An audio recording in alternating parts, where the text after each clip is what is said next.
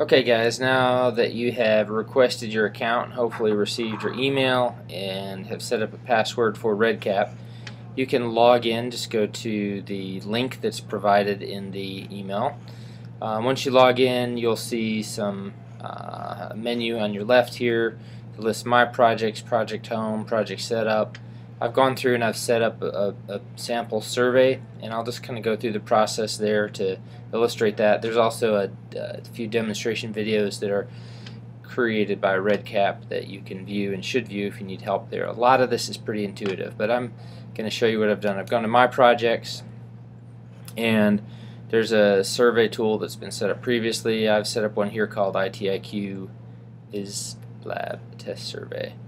So I'm going to click on that project, or you could go create a new project, but I'll show you what I've created here first. So I've created a project, and in the project setup, you go through the process here of modifying project settings, kind of basic settings for the project, setting up a survey, establishing triggers and notifications so you can get an email when your survey is completed by one of your participants, and then you move your project into production status. That means you've gone through all your edits, you've tested the survey, and you're ready to produce and have participants submit data.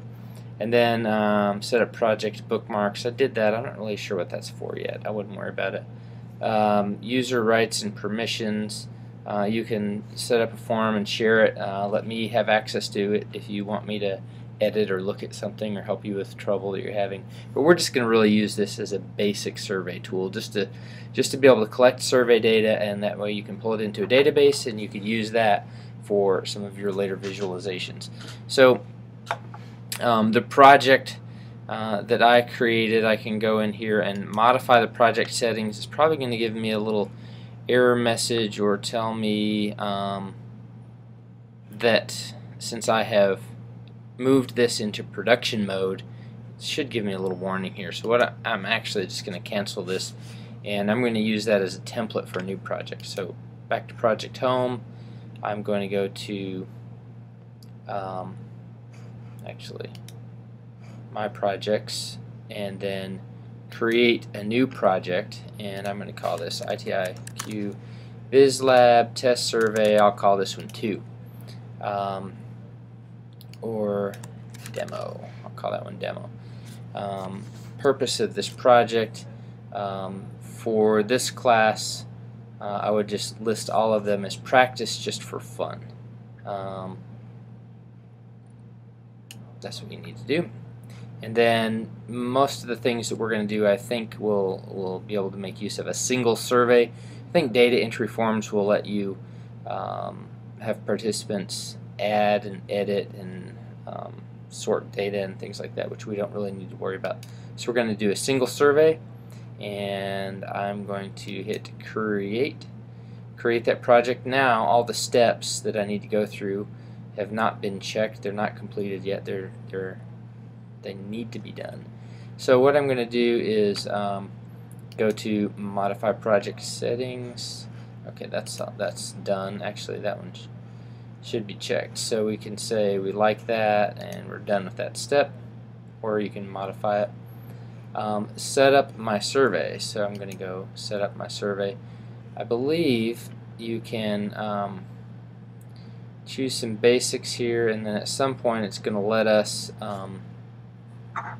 choose a previous survey or choose from a bank, a library of other survey instruments, which can be useful. So we'll call this ITIQ VizLab Sample Survey Demo. Questions are auto-numbered. That's good. All on one page. That's fine. We're just going to ask, 8, 9, 10 questions or so. And then logo. I did create one on the survey form that I sent. If you want to create a logo and you know how to edit graphics, that's kind of fun to do. Just make a little header graphic and then select it here as the logo for your survey. Survey instructions. So please complete the survey below. So you'll need to write some instructions for your participants to let them know what the purpose of the survey is, who you are, what you're going to do with the data. You'll tell them things like you're doing this for a class project, and this is not research, and we will avoid collecting data that's not appropriate to collect. Survey expiration date, I wouldn't worry about that right now. Auto save and return later, that's for really long forms. We don't need to worry about that. We're just going to do short surveys. And then when the survey terminates, you can redirect them to a URL. Sometimes people use that to direct people to a URL to receive a reward for participating in the survey, or more information or next steps or something like that. Later in you might choose to use that. Right now we can just say thanks and have a nice day. So save those changes. Then let's see, set up my survey. Oh, and then design my survey. So I think we're done there. And like if you'd set up a header or logo or anything, it would show up here. There's nothing designed in the survey yet, so that's all that's going to show us. And that open a new tab, so close this. Now we have to design the survey, so we can add or edit questions to the survey. And I think we're just going to go to the online designer, and let's see here. Ready to add questions. Rather than building your survey from scratch, you may instead download one from the RedCap shared library, which is what I had done previously. And so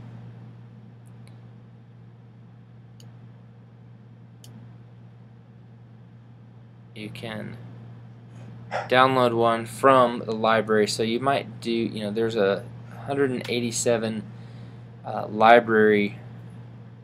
187 entries to the library here that you can choose from. So you might browse through those, and if one relates to the kind of questions that you want to ask, that might be a fun thing to try, like demographics. Well, that's a reasonable one to kind of start with. And so we can view that. I like to view it as a web page. It just makes it easier. So view that survey as a web page, and it shows you what kinds of questions they're going to be asking. Age, code your age in years, different kinds of demographic information that's going to ask you or your participants. What county do you live in? What's your zip code? So this might be a reasonable one to start with. So you can then, if you find one that you like, you can import that into your RedCap project. You have to agree to those terms. I agree, I've read it before. And then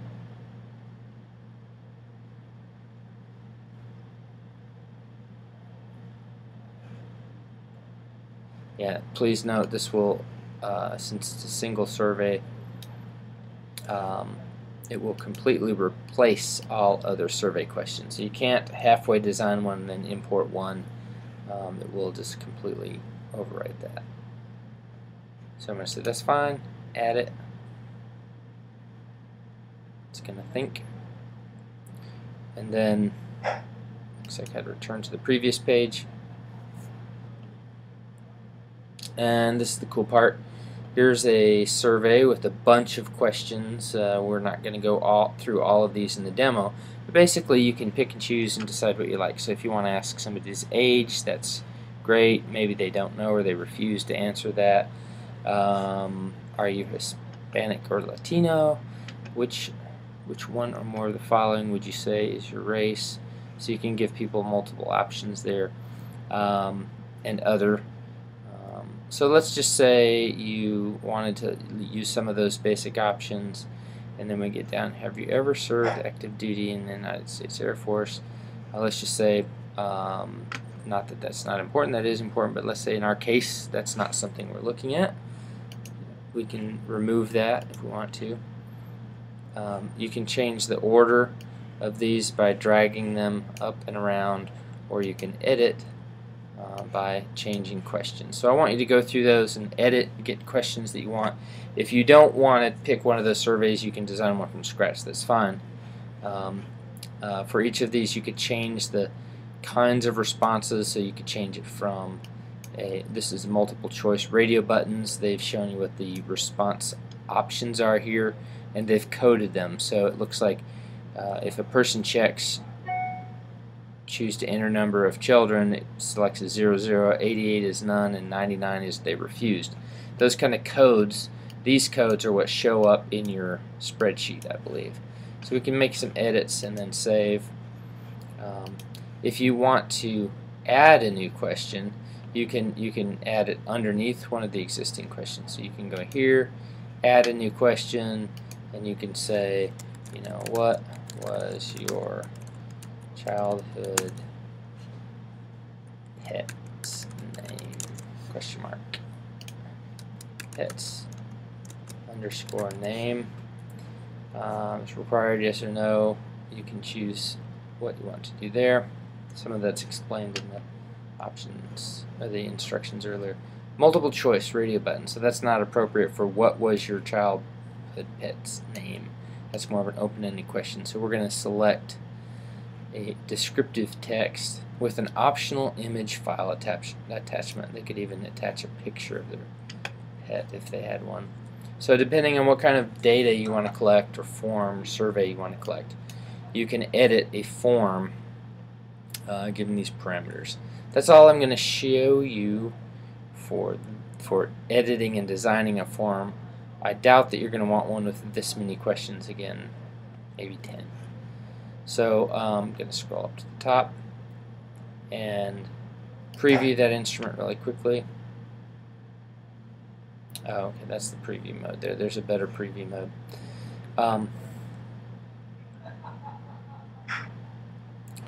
Okay, so then we've designed it. We're back to setup. We say we've done the setup. We say we're finished with the design.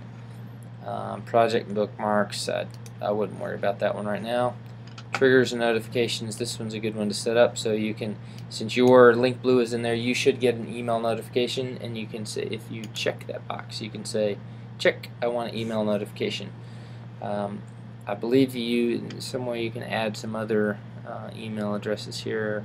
Maybe not. Maybe since I'm the only one that has shared access to this one, that's an option for me only. If you later give somebody else access to that, then I think their name would show up here and you can check them. So I'm going to close that. Triggers, let's just say we're done. User rights and permission. That's to grant other people rights. So if you wanted to, you could go in here and you could say Eggers D and allow me to see your survey design. You don't need to, I don't believe, for this exercise, but if you want to in the future, you're having trouble with it and want me to help look at your form, I'm happy to do so.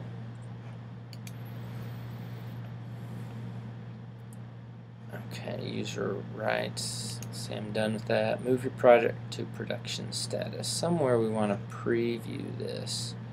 So let's just click open the survey here. Yeah, we can kind of see what that survey looks like. I encourage you to go through and test it. Code your age in years. Oops, okay, so we see a test problem. What was your childhood pet's name?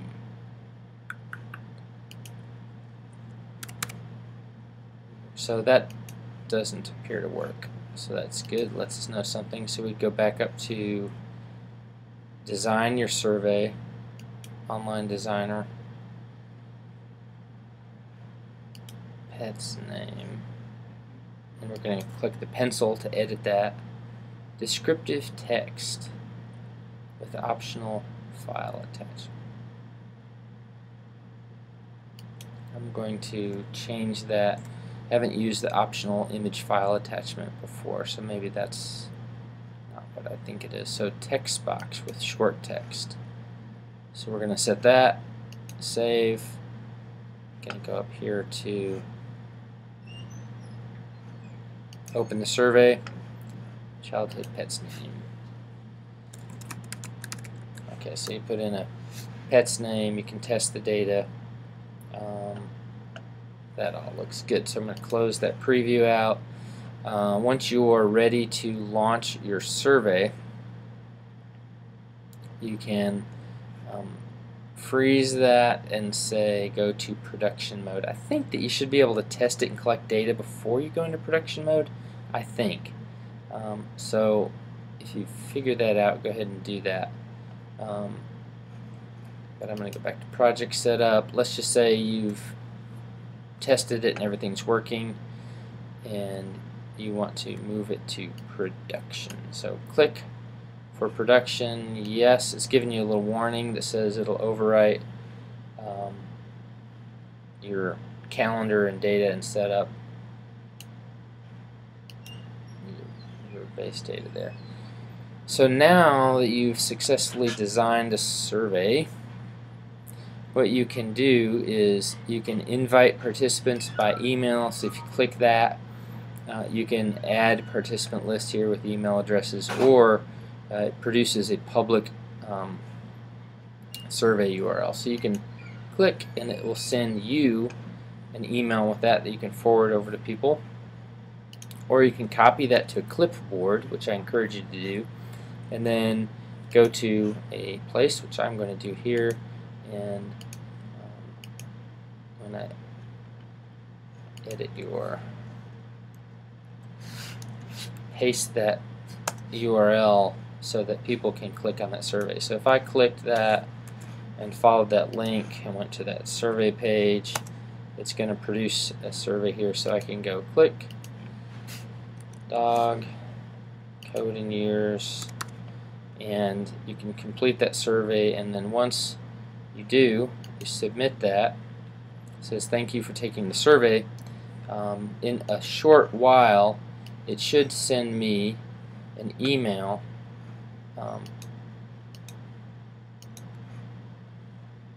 that tells me somebody entered data in my survey. I don't see that yet. It should come out in a few minutes, so I'm not going to wait for it right now. So for this module, I'm going to list criteria here for you to create a survey form, collect data, and then download it into an Excel sheet, and again, or download it to a CSV file, and then upload it to a Google spreadsheet and then a Google Fusion table. We'll show that in the next video. Sorry this one took so long.